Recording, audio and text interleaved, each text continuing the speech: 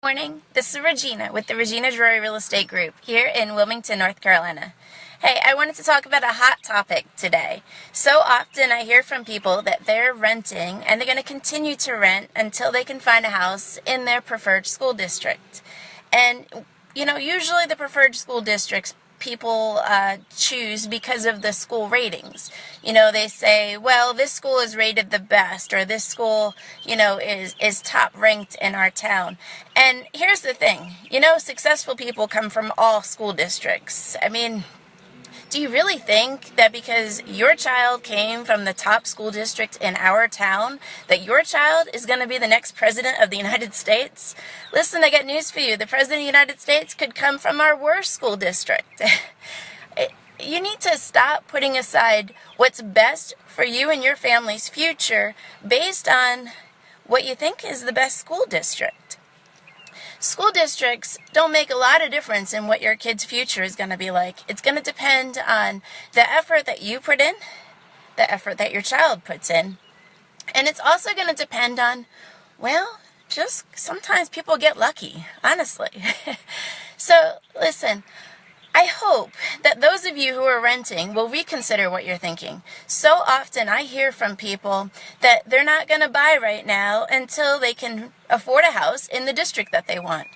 I have an example of someone who's been renting for the last 10 years, and the owner of the house I know quite well. He says, look, he loves that they're renting from him still. He's paid down his mortgage $80,000 because of the rent.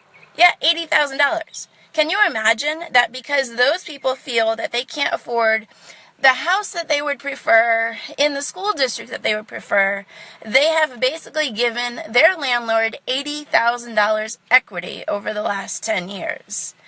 Look, when you buy your first house, it might not be the perfect house. It might not be the size that you want. It might not be in the school district that you want.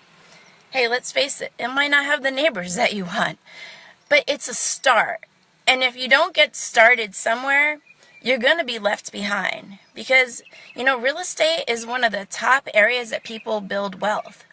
And you might not realize this, but every day that you're paying that rent check, well, your neighbor next door that owns their house, they're a little bit ahead of you. I know that sounds kind of odd, but it's, owning a house, it's your future. In the future, when you need money, it's someplace where you could cash out. You could get an equity loan. You could sell the house in the future. When you're renting, what do you have there? When you're renting a house, what are you going to do? Ask your landlord for some of the money back when you move? Come on, really? Listen, your kids are going to do very well no matter what school district that they go to. There are great teachers in every school district. Imagine this. Maybe that school district that you think isn't so great, well, maybe there's a teacher in that great school district that you love, and maybe that teacher came from the crappy school district that you say you don't want to live in. Imagine that. Look, I hope you guys don't mind my message today, but obviously I feel very passionate about it. Can you imagine back in the Pilgrim days when children were going to their one little building school? Can you imagine if the parents said, I don't like this school, and so we're going to go start our own down the road. And we'll decide on who we want to invite to go to that school. Listen, it's up to you and your kids on how they will do in their future. It's not up to your school.